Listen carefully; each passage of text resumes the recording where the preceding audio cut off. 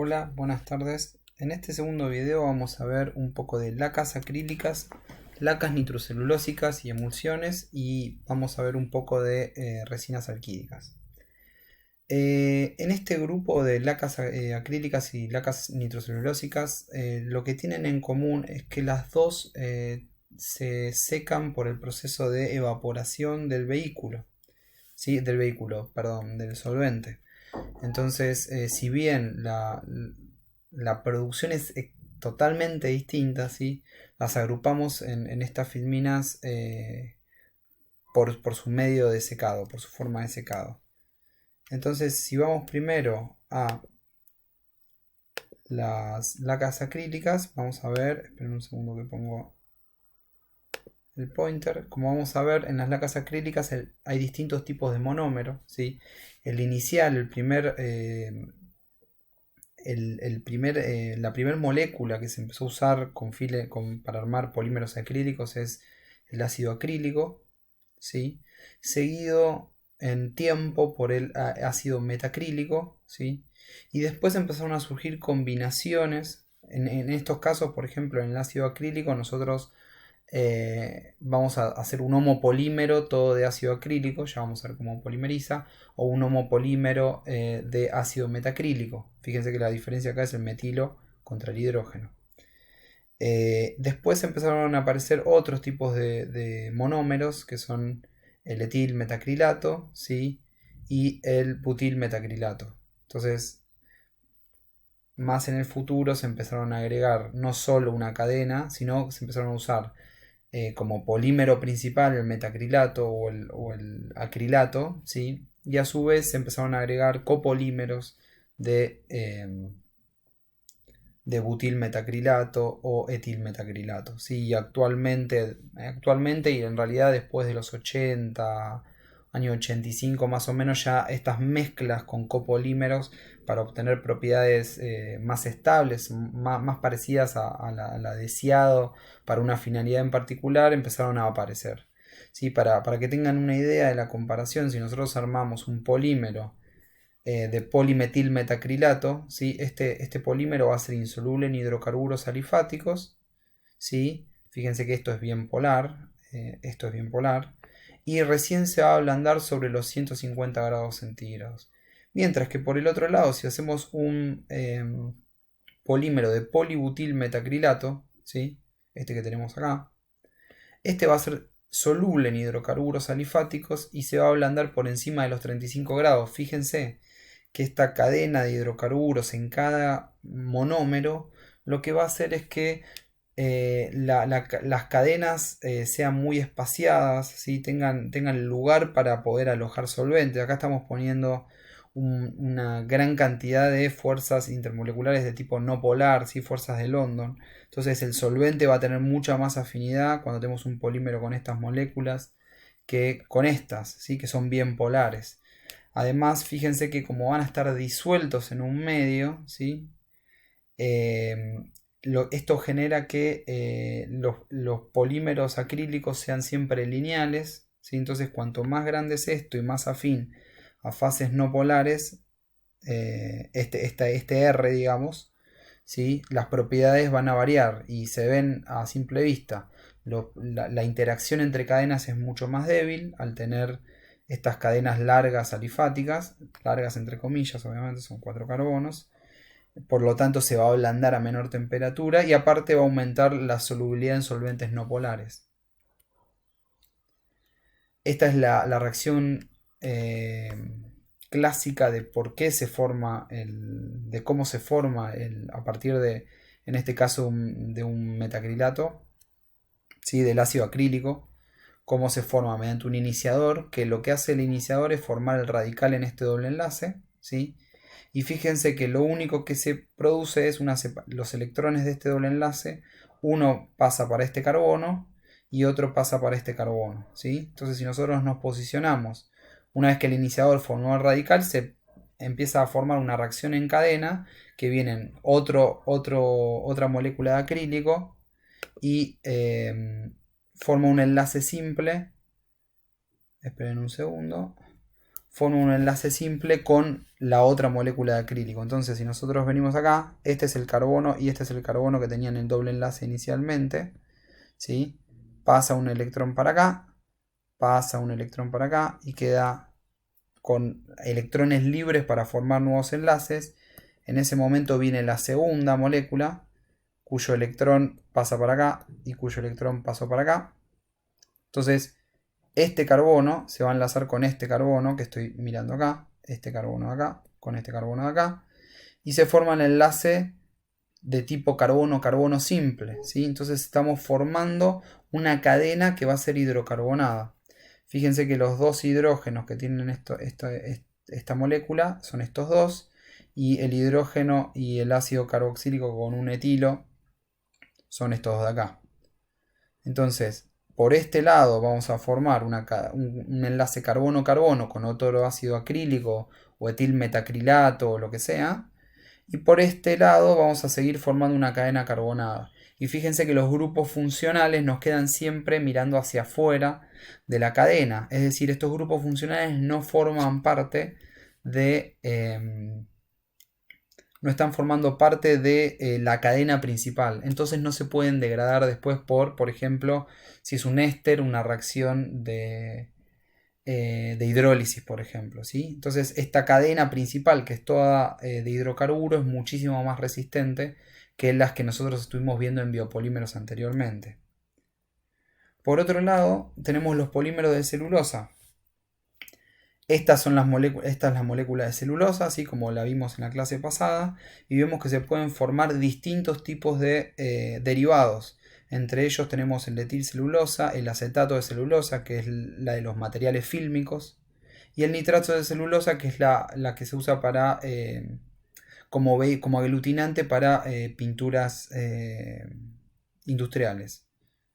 En este caso es esta. Cuando nosotros realizamos la reacción de la celulosa y la funcionalizamos con grupos nitro, vemos que reemplazamos todos los oxidrilos, ¿sí? Generamos un enlace éter y formamos un grupo nitro, ¿sí? Entonces estamos formando grupos nitro donde había oxidrilos.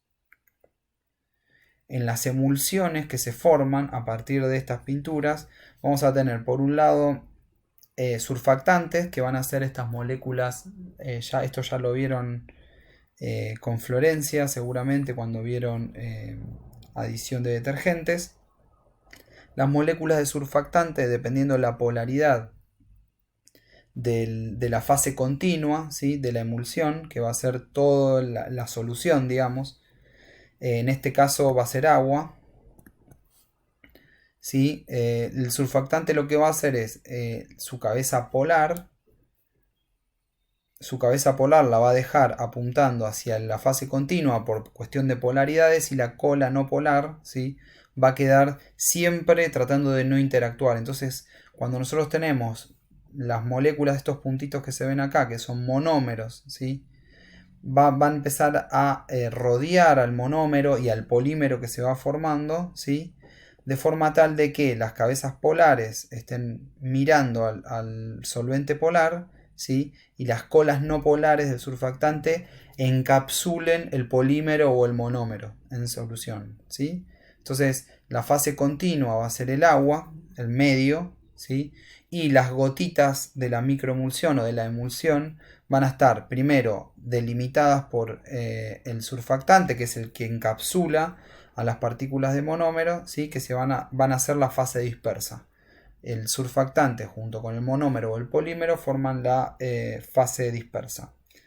Entonces, ¿cómo funciona el proceso de secado en estos casos? Y vamos a tener, por un lado, las partículas de polímero, que van a estar rodeadas, obviamente, de los surfactantes, y la fase continua de agua. Esto aplica tanto para pintura acrílica como para pintura nitrocelulósica. Entonces, estas partículas aplicamos acá en este punto, en este inciso, estamos aplicando la capa de pintura. En una primera instancia se produce una evaporación de agua, ¿sí? Si dejamos pasar el tiempo, esto se agudiza más, ¿sí? En esta etapa. La evaporación del agua es más grande y solo nos quedan algunas moléculas de agua entre los intersticios de las partículas poliméricas, ¿sí? El paso que sigue, dada la termoplasticidad de estos polímeros, ¿sí? Lo que nos va a hacer es que justamente se empiecen a reacomodar las partículas, deformándose y formando una estructura mucho más compacta para finalmente terminar fusionándose o coalesciendo, según el texto que estamos viendo acá, ¿sí? Para llegar a una fase totalmente seca y continua del coating del polímero, ¿sí? Pasando al siguiente tema y viendo un poco las resinas alquídicas, vamos a ver que las resinas alquídicas, así como los aceites, secan por medio de oxidación, como ya vimos en la parte de óleo en la clase pasada. Y estas películas, por lo tanto, como se secan cuando hay presencia de oxígeno, van a formar reticulaciones una vez aplicada, ¿sí? Porque lo tenemos que poner en contacto con el oxígeno.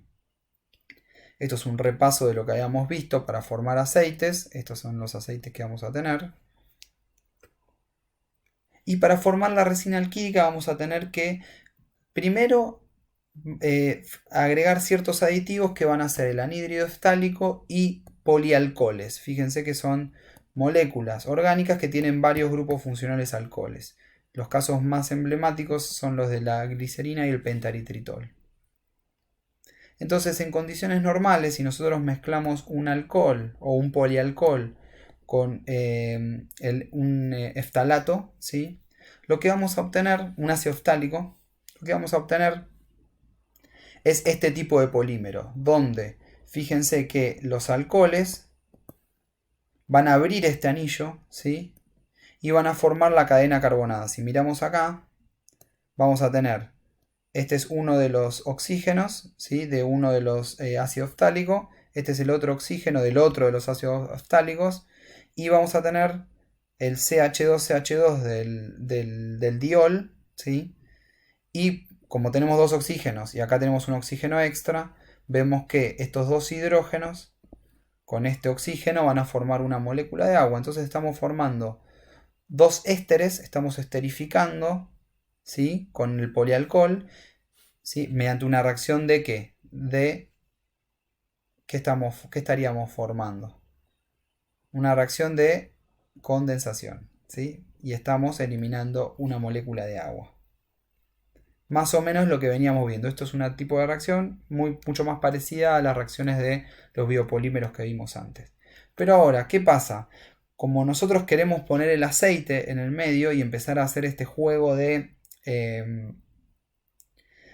agregar, a acelerar el secado de los aceites mediante este nuevo polímero, lo que hacemos es una reacción de transesterificación que consiste en mezclar con un exceso de glicerol el triglicérido. Lo que tenemos es que estos ácidos grasos se van a transferir los ésteres a polialcoholes de cadena sin ningún tipo de sustitución. Entonces, con este tipo de reacción, nosotros lo que llegamos o lo que logramos hacer es tener una cantidad mucho más grande de monoglicéridos. Entonces, lo que hacemos es sacarle a los triglicéridos dos ramificaciones, ¿sí? Y agregar de a una de los ésteres de ácido graso, transesterificarlos con un glicerol, para tener todas las moléculas distribuidas en monoglicéridos. Fíjense la relación de N y 2N que nos da los 3N monoglicéridos, ¿sí? Entonces esto, cuando lo calentemos en presencia de ácido ftálico, lo que vamos a tener es que se va a producir la reacción de polimerización entre los monoglicéridos y la cadena ácido ftálico y la adición de ácido ftálico para formar la resina alquídica. Acá vemos un ejemplo de la resina finalmente formada. Fíjense que acá nosotros originalmente teníamos el oxígeno así, perdón, los oxígenos estaban así en el ácido ftálico, ¿sí? Y lo que hacemos es abrir el anillo, abrir el ciclo este con el oxígeno, lo abrimos y acá tenemos el triglicérido con la reacción del monoglicérido, ¿sí? Fíjense que esto ya venía, este es uno de los reactivos y este es otro de los reactivos, ¿sí? Y de esa forma nosotros formamos una cadena con los monoglicéridos sustituidos que nos dan una mayor flexibilidad de la cadena y de la película, con unas propiedades de secado mucho más rápidos que el óleo convencional. ¿Sí? Y con esto terminamos. Muchas gracias.